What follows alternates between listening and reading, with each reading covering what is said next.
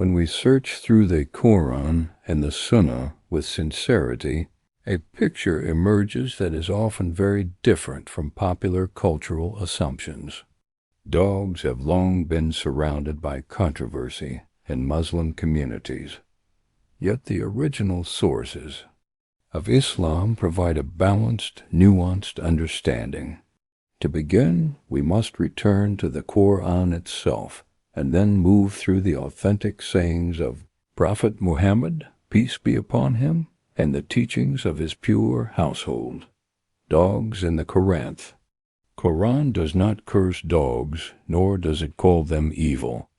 In fact, they are mentioned in a positive and honorable way in more than one context. Ashab al-Kahf, companions of the cave.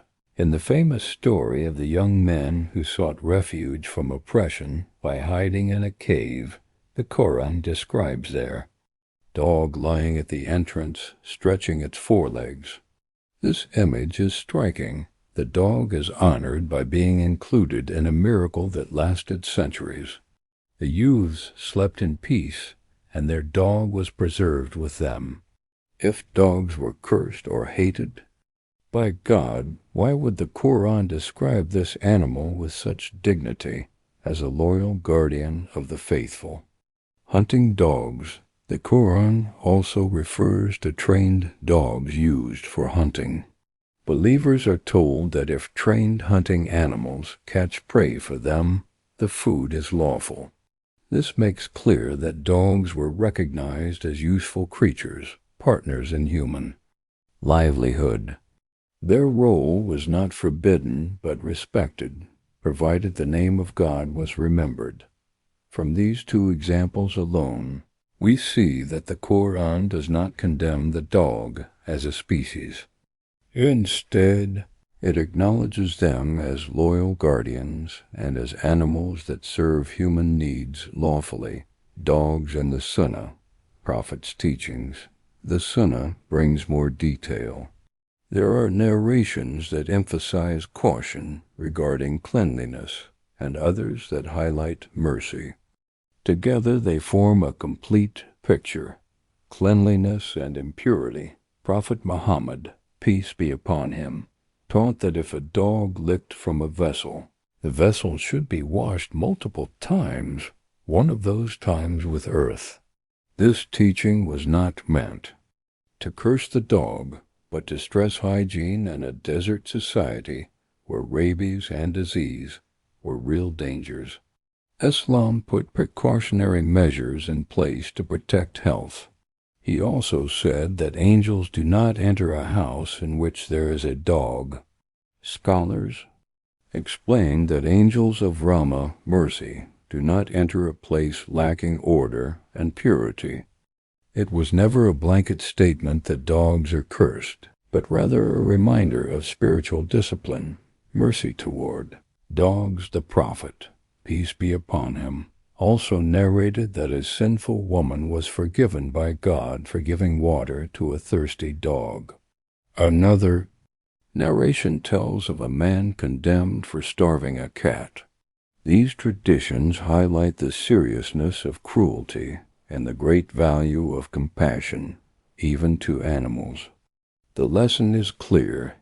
Mercy to animals can raise a person's status before God, while cruelty can destroy them. Permission for utility. The Prophet, peace be upon him, allowed keeping dogs for hunting, guarding livestock, and protecting fields. These are clear exceptions where their role is acknowledged as necessary and honorable. Thus, while excessive companionship inside the home was discouraged due to cleanliness and spiritual focus, functional roles for dogs were affirmed. Ahl-e-Bait. On the value of creation, the pure household of the Prophet preserved his teachings with clarity and wisdom. They did not encourage hatred of animals. Instead, they emphasized that every creature has a purpose in God's design. Imam Ali is reported to have said that arrogance against any creature of God is arrogance against the Creator himself. The message is universal.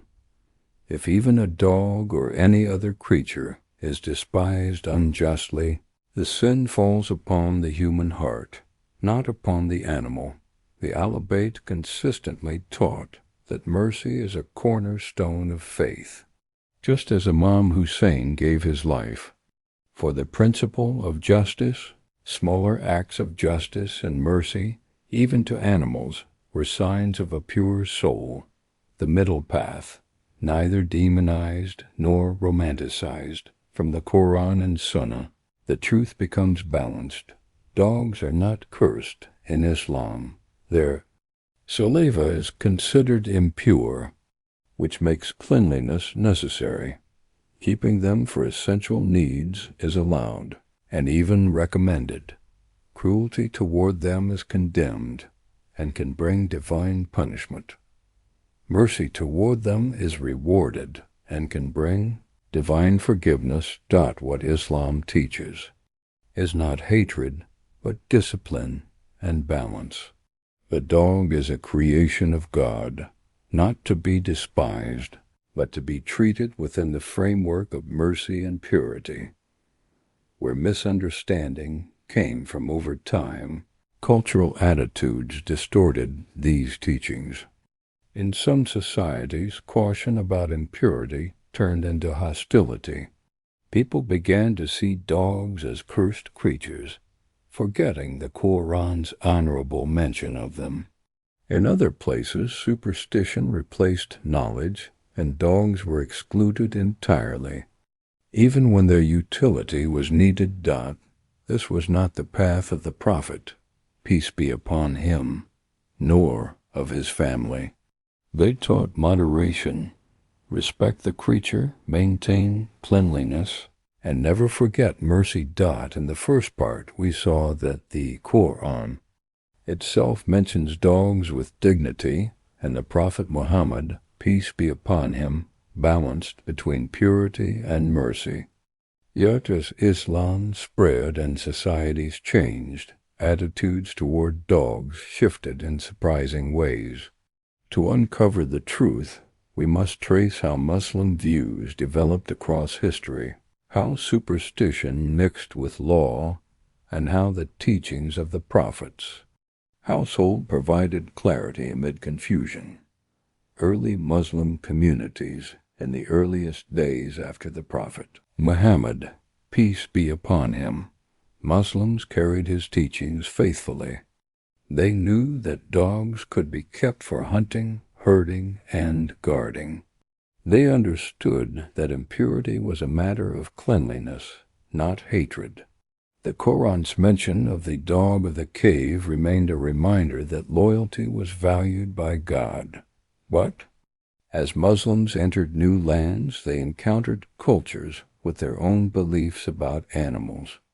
In some regions, dogs were considered unclean vermin. In others, they were companions. These influences began to shape how Muslims treated dogs, sometimes aligning with the Prophet's Sunnah, and sometimes distorting it. Superstition and Misinterpretation. One major source of confusion came from a selective reading of traditions. When narrations about impurity or angels avoiding houses with dogs were repeated without context, people began to think dogs were inherently cursed. Over time, this grew into superstition, that simply touching a dog was sinful, or that their very presence blocked blessings.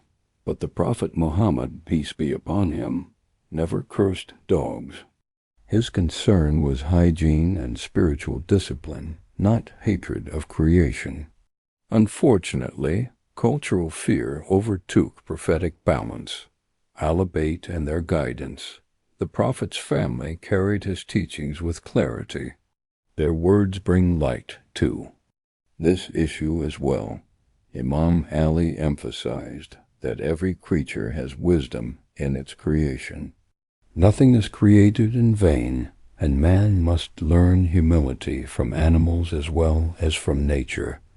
To despise what God has made without reason is to question God's Wisdom. Imam Shia al-Sadiq narrated that angels of mercy avoid houses of disorder, whether from dogs or filth, because spiritual purity requires order. But he clarified that this does not mean the animal itself is cursed. Rather, it is a matter of discipline. The Ahlulbayt also highlighted mercy.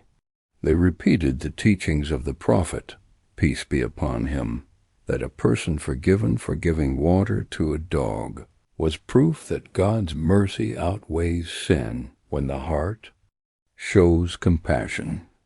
Through their guidance, we see that the family of the Prophet always leaned toward mercy and understanding, while maintaining the rules of purity. The role of dogs in Muslim societies. Despite misconceptions, dogs never vanished from Muslim life. In villages, they guarded herds. Hunters relied on them, just as the Quran permitted.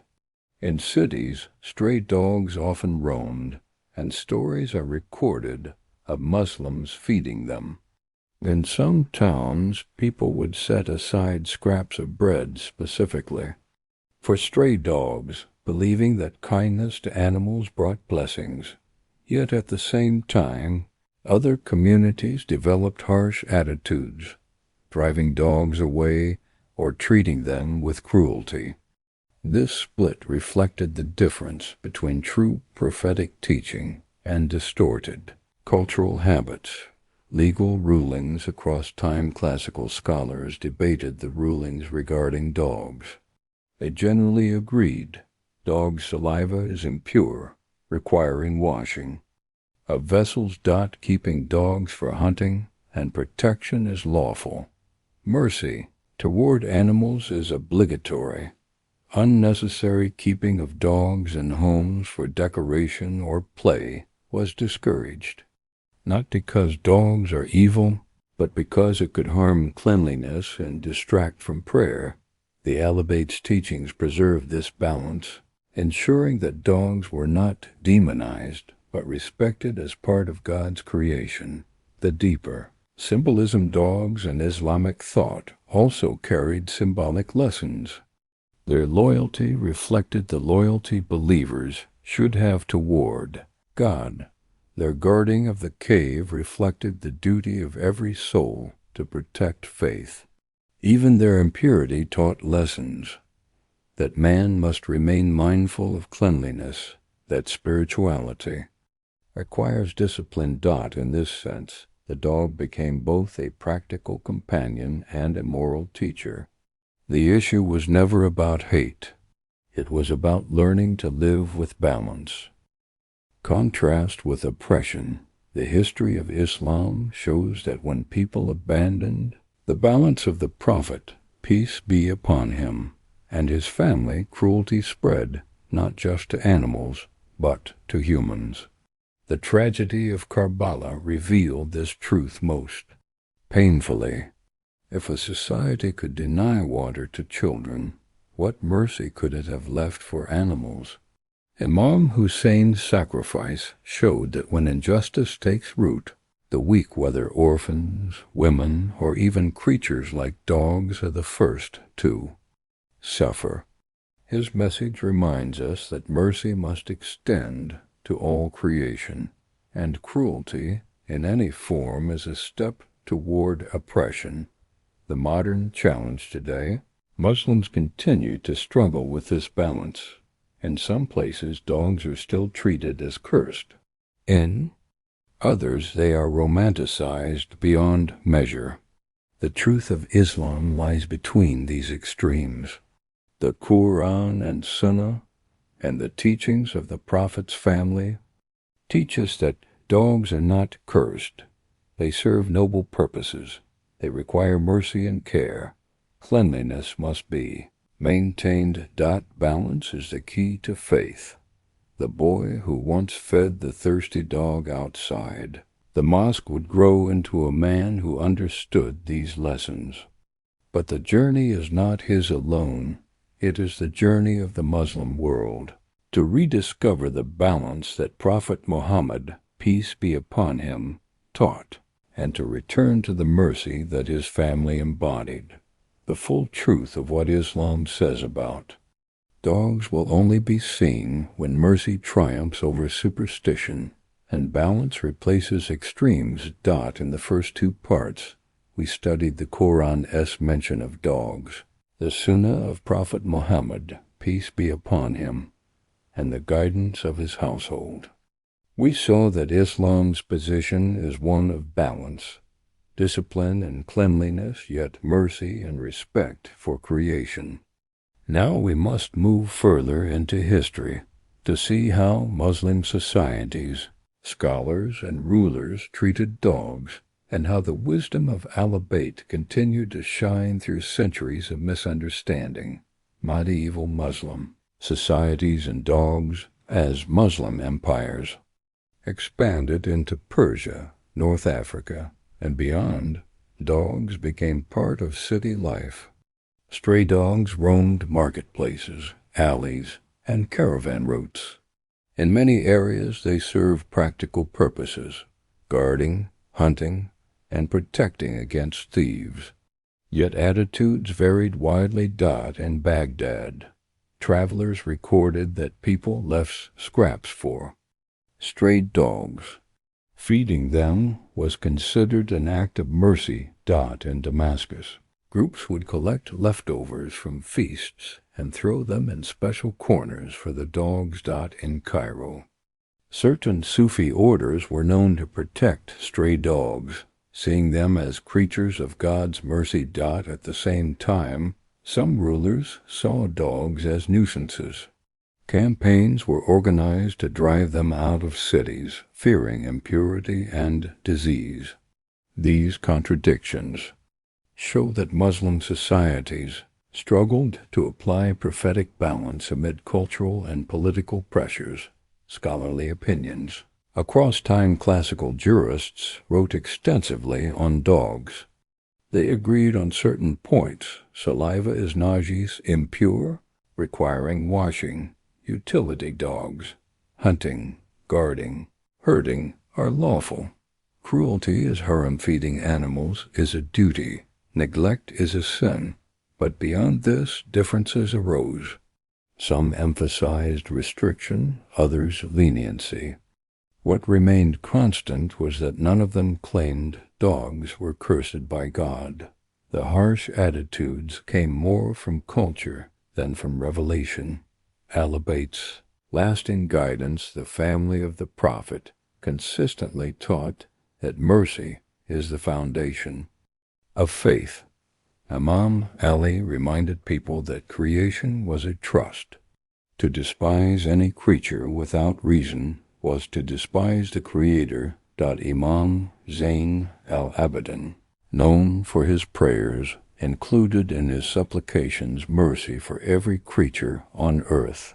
His words teach us that God's compassion extends beyond humans. Imam Jafar al-Sadiq clarified that angels avoid disorderly houses, not because dogs themselves are cursed, but because impurity disrupts spiritual presence. These teachings formed a thread of clarity that believers could follow amid confusion. Examples of compassion in Muslim history. Many stories survive of Muslims showing compassion to dogs. In some towns of Anatolia, wells were dug specifically for animals, including dogs. Inscriptions still exist praising those who built them. In Ottoman Istanbul, charitable endowments, waqf, were created to feed stray dogs daily. This was seen as a service to God. In Persia, travelers described people leaving food at night for the packs of dogs that guarded the streets. These examples reveal that when Muslims held on to the spirit of the Prophet, peace be upon him, and his family, mercy prevailed. Cruelty as a sign of decline. By contrast, times of cruelty to animals often matched times of political corruption. When rulers abandoned justice, society also abandoned mercy. This was seen most clearly at Karbala, If a society could deny water to the grandson of the Prophet, Imam Hussain, and to children, then its mercy toward animals could not survive either. The tragedy of Karbala revealed that oppression begins with hardening of the heart. Once compassion is lost, injustice spreads to all, whether human or animal. Thus, the way a community treats dogs can reflect its moral state. Mercy brings blessings. Cruelty brings decay. Modern reflections today. Muslims face new challenges. In some countries, dogs are still driven away harshly, seen as cursed. In others, people keep them excessively, ignoring rulings on cleanliness. Both extremes miss the prophetic path. The Quran, the Sunnah, and Ahl-e-Bait's teachings still guide us toward balance. Respect dogs as part of God's creation. Maintain hygiene and spiritual discipline. Show mercy and never inflict cruelty. Recognize their utility as guardians and helpers. This balanced approach preserves both physical cleanliness and spiritual compassion. The hidden wisdom. Why did Islam emphasize both mercy and discipline with dogs? The wisdom may lie in training the soul. By requiring cleanliness from their saliva, believers learn vigilance and purity. By rewarding mercy toward thirsty dogs, believers learn that compassion reaches all creatures. By remembering the dog of the cave, believers learn loyalty and protection of faith. Dogs thus become a test for the believer. Will he despise them unjustly, or will he show mercy within the bounds of discipline? The Prophet Muhammad, peace be upon him, said that every creature is part of God's signs. The Ahl-e-Bait carried this truth, reminding believers that arrogance toward any creature is arrogance toward God. Dogs, like all beings, remind us of our duty to live with balance, to purify our hands and our hearts, and to extend mercy to all creation. The story does not end here. In the final part, we will bring everything together: Quran, Sunnah, history, and the guidance of the Prophet's household to uncover the full conclusion of what Islam really says about dogs.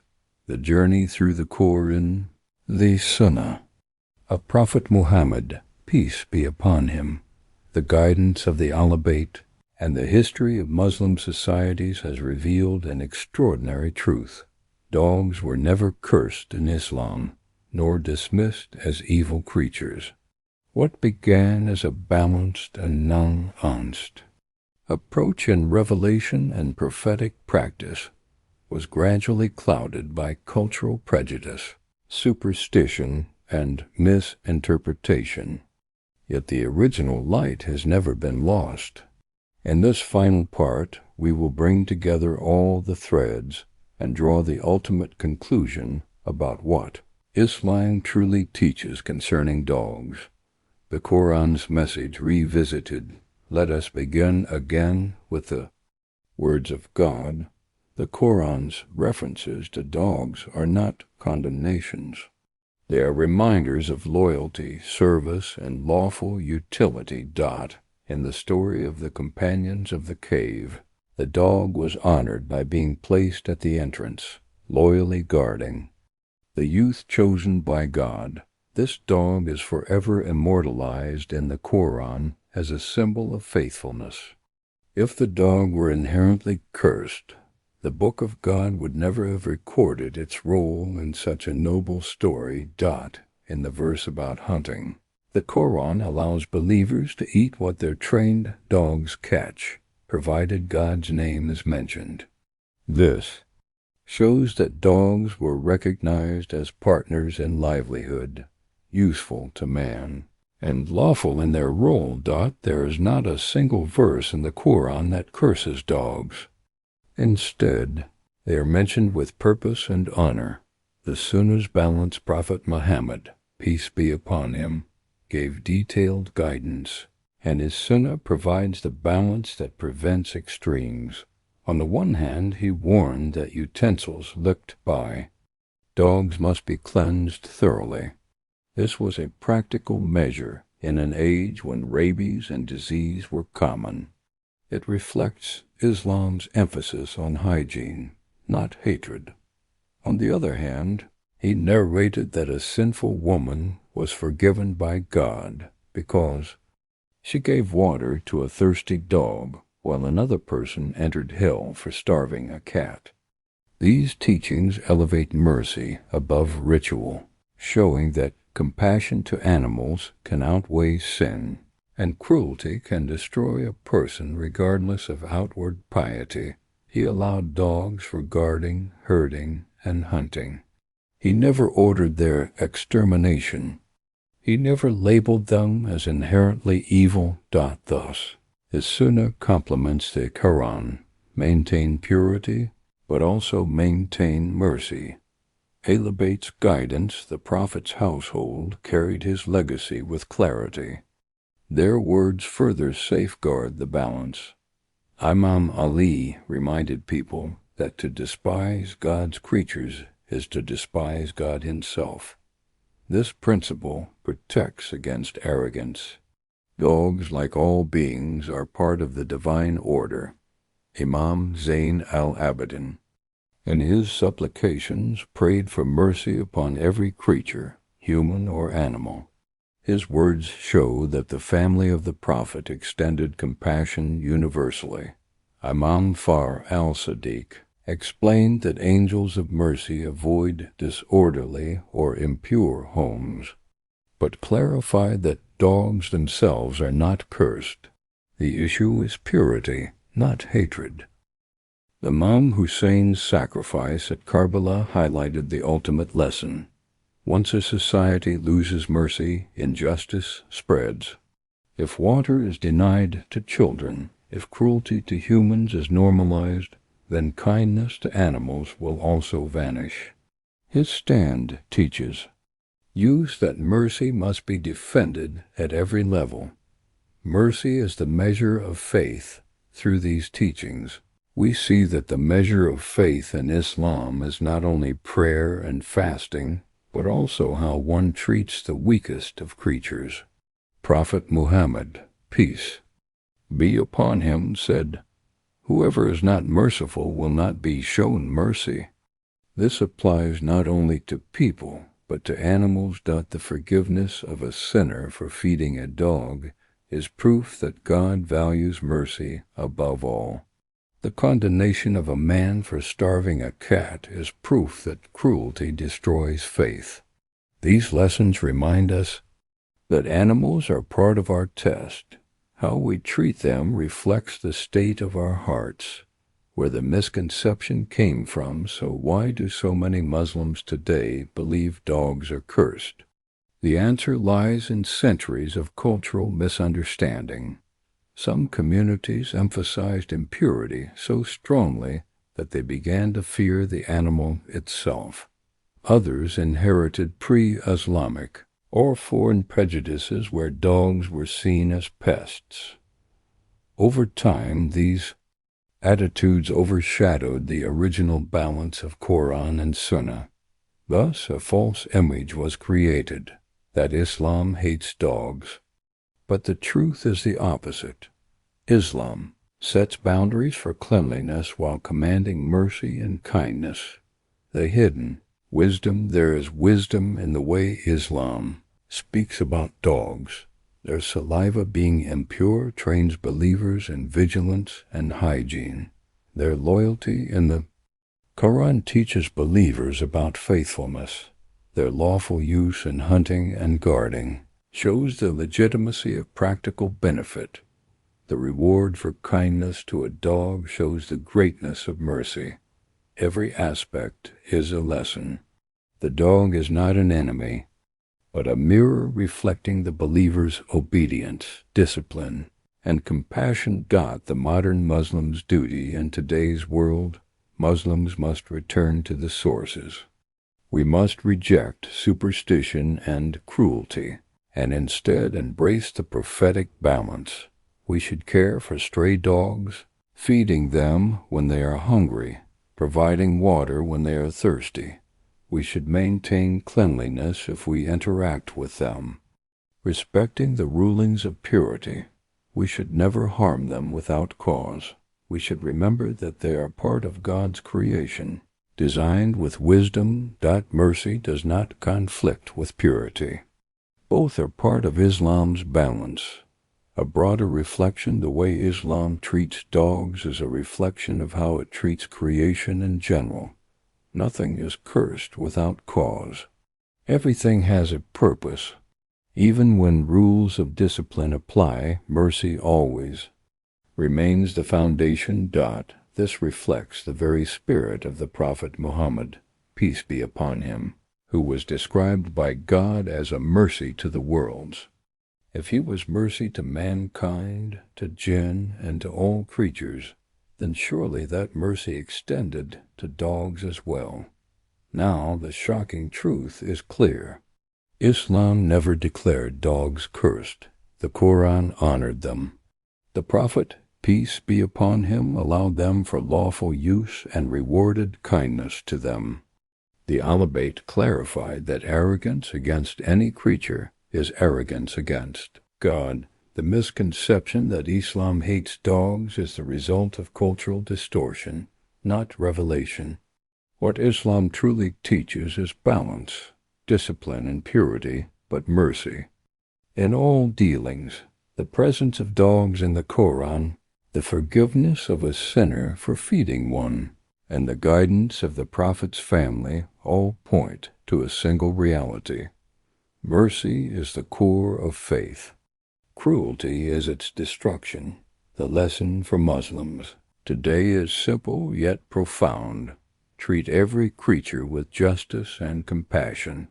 Remember that God's mercy is vast, and that even a small act of kindness to a thirsty dog can outweigh a lifetime of sin. This is the real Islam, the Islam of the Quran, the Sunnah, and the Ahl-e-Bait. Asterisk.